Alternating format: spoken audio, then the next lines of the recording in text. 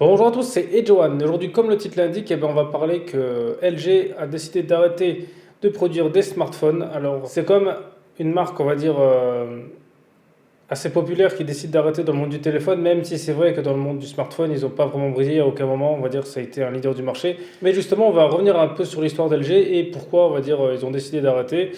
Et quelle est la tendance du marché du smartphone actuel? Donc LG déjà décidé d'arrêter parce qu'en fait la vente de téléphone ne représentait que 7% de leurs revenus. En fait voilà, c'était leur plus bas revenu, c'était leur on va dire, catégorie de revenus la plus basse. Donc d'un côté on peut comprendre qu'ils ont arrêté parce que si ça génère que 7% de tout leur chiffre d'affaires de l'année, parce que justement pour continuer d'évoluer il faut investir et est-ce qu'avec 7% de revenus, est-ce que ça justement ça vaut le coup d'investir là-dedans? D'un côté ils ont peut-être une raison, peut-être que ça va leur permettre de réduire les coûts. Ça fait des produits à produire en moins, des salariés en moins, donc je pense que d'un côté économiquement, ça doit être, à mon avis, le meilleur choix pour LG. Mais avant de s'arrêter, justement, LG continue d'exister dans le monde du téléphone et avec des téléphones un peu innovants parce que justement, ils avaient leur LG Wings, ce qui était un téléphone avec deux écrans, dont un pivotable. Voilà, c'était le premier appareil du marché dans ce style. Donc c'était quelque chose d'innovant, car au moins ça faisait un écran qui ne se pliait pas. Donc peut-être en termes de durée de vie sur le long terme, c'était peut-être mieux que les écrans pliables. Et en plus, c'était un prix assez abordable parce que je crois qu'il coûtait moins de 1000 euros. Alors, quand on voit par exemple le Samsung Fold, là, le prix qu'il coûte, on va dire que c'était quelque chose d'assez abordable. Après, la technologie des deux écrans, pour moi, je pense qu'elle n'est pas vraiment utile à l'heure actuelle. Voilà, au quotidien, on n'a pas vraiment l'utilité d'un téléphone qui a deux écrans. Donc, pour moi, à l'heure actuelle, deux écrans, c'est pas utile. Donc, c'est peut-être pour ça qu'LG continue là-dedans parce que c'est que le marché du smartphone maintenant bouge tellement que pour continuer d'évoluer, il n'y a pas le choix d'innover et voilà, ils ont tenté le pari là, malheureusement ça n'a pas trop fonctionné. Après, le reste du téléphone, voilà, il n'y avait pas trop de choses innovantes en plus. Voilà, c'était vraiment la caractéristique principale de l'écran. Ensuite, il y avait d'autres téléphones voilà, avec double écran, voilà, un peu différents. Mais voilà, LG, dans leur dernier téléphone, ont vraiment continué de faire des téléphones à double écran, en tout cas dans leur haut de gamme. Mais bon, ça n'a pas fonctionné sur le marché. Après, peut-être aussi un problème de pub, parce que c'est vrai que LG, ces derniers temps, on ne le voyait plus trop, à mon avis, en publicité. Donc, je pense qu'ils commençaient petit à petit à vouloir arrêter. Donc, en soi, LG sur le marché du téléphone ne sera pas une très très grande perte, en tout cas en Europe, parce que voilà, c'était pas des téléphones que beaucoup de gens avaient. Je suis même pas sûr, j'ai déjà connu quelqu'un qui en avait. Voilà, c'était des téléphones parmi tant d'autres. Voilà, je veux dire, à mon avis, je pense qu'il y a que si on recommençait par ça. Voilà, qui ont dû les prendre, peut-être parce qu'eux aussi ils ont commencé avec des prix assez abordables. Après, à l'heure actuelle, voilà, je ne suis pas sûr que la plupart des gens vont se tourner vers eux, même si, à part justement ceux qui cherchent un téléphone avec deux écrans, abordables, parce qu'on va dire que c'était les seuls qui proposaient ça, et qu'aussi LG c'est une marque, on va dire, plus populaire, mais plus dans le monde de la télé ou même des frigos, voilà, ou aussi à l'époque dans les lecteurs DVD, Blu-ray. Donc peut-être que LG justement avait des fans et à un moment donné c'était plus ces gens-là qui étaient touchés parce qu'en soi leur téléphone n'était pas différent des autres et on va dire il n'y avait pas vraiment de raison de choisir eux au lieu d'un autre. Ensuite maintenant justement je vais vous parler un peu du marché actuel du téléphone qui est vraiment compliqué parce qu'on va dire que si on prend le classement justement de ceux qui vendent le mieux en Europe c'est Samsung, Apple, après c'est Xiaomi, Huawei, Oppo et OnePlus. Donc quand on voit ça, c'est que le monde du téléphone est vraiment éphémère. Et encore Huawei a été à mon avis freiné parce qu'ils ont eu des problèmes là aux États-Unis. Mais sans ça, je pense qu'ils auraient même dépassé Samsung. Ça a permis justement à Samsung de reprendre la tête.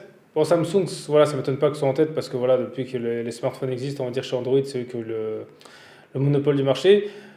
Huawei, ils ont une bonne pub, donc ça ne m'étonne pas non plus. Maintenant, OnePlus, ça ne m'étonne pas non plus parce que OnePlus, on va dire, c'était les premières marques de téléphone à faire des téléphones similaires aux téléphones haut de gamme avec des prix divisés par deux.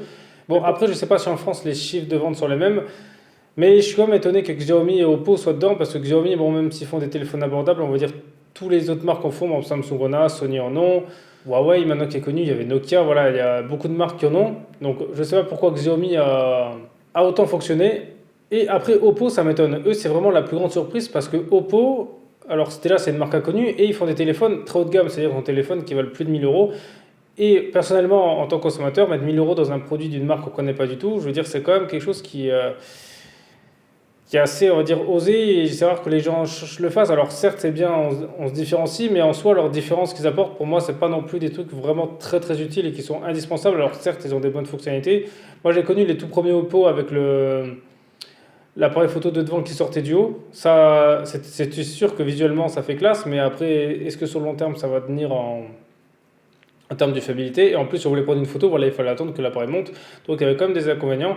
Mais en tout cas, personnellement, je préférerais mettre 1000 euros dans une marque plus connue, par exemple Apple ou Sony ou Samsung, que dans une marque inconnue parce que le problème déjà, c'est sans savoir si ça va être fiable ou pas. Il y a aussi le problème de suivi de logiciel parce qu'en général, les marques chinoises, c'était un peu leur défaut, c'était qu'en suivi de logiciel, ils n'étaient pas extraordinaires. Donc là aussi, il faut voir qu'est-ce qu'en mise à jour ça vaut. Voilà, sur le long terme, c'est quelque chose qui est quand même, on va dire, pour moi, à prendre en compte. Et justement, maintenant, et ce qui est très important à voir dans ce classement, c'est que des grandes marques emblématiques, et ben justement, sont plus là. Par exemple, Sony, qui était comme, on va dire, quand les smartphones sont sortis, ils faisaient comme, avec Samsung, faisait partie comme du leader du marché.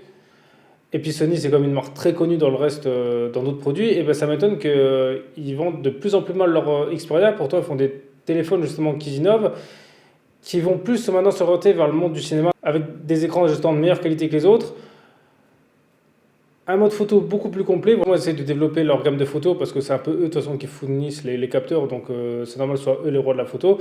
Et en plus, là, maintenant, leurs téléphones sont compatibles avec leurs appareils photo Sony Alpha qui permettent justement de s'en servir comme enregistreur externe. Donc justement, pour moi, Sony va dans une bonne dynamique et c'est dommage que les gens justement les délaissent un peu parce que voilà, pour tous les photographes, je pense que c'est vraiment un téléphone qui pourrait être vraiment très utile. Voilà, c'est vraiment une gamme à se rapprocher. Pour tous ceux qui sont fans de cinéma ou de vidéo ou des vidéastes, tout ça, moi, si j'étais vous, j'irais comme jeter un coup d'œil vers eux.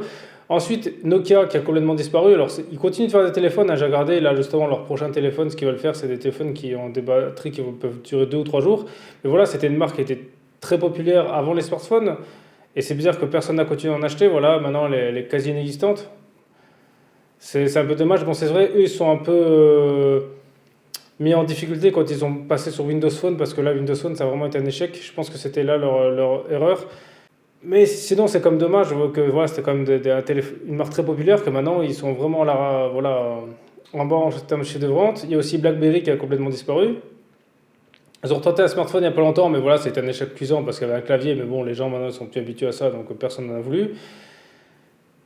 Et Motorola qui avait tenté de revenir avec justement des accessoires pour mettre sur le téléphone pour transformer en appareil photo ou faire d'autres choses, etc. Et bah ça non plus, ça n'a pas marché. Pourtant, c'était une bonne idée.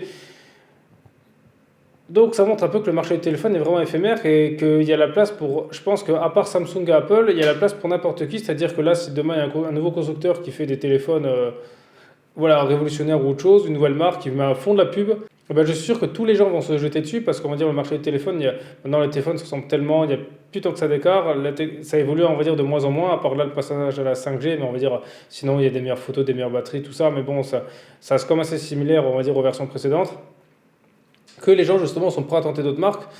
Bon après j'ai pas parlé de tout ce qui est téléphone par exemple pour jouer parce que voilà il y a Asus qui en font, il y a Acer etc. Voilà il y a certaines marques qui font des téléphones pour jouer mais ça c'est encore autre chose. Mais voilà donc ça montre que le marché du téléphone est un peu compliqué. Je comprends justement ceux qui y arrêtent parce qu'à mon avis là quand on est un constructeur à moins de faire un téléphone révolutionnaire vraiment et faire de la pub à fond, il y a quasi aucune chance de remonter la pente. Donc si par exemple là demain Nokia, Sony, BlackBerry arrêtent définitivement ça ne m'étonnerait pas.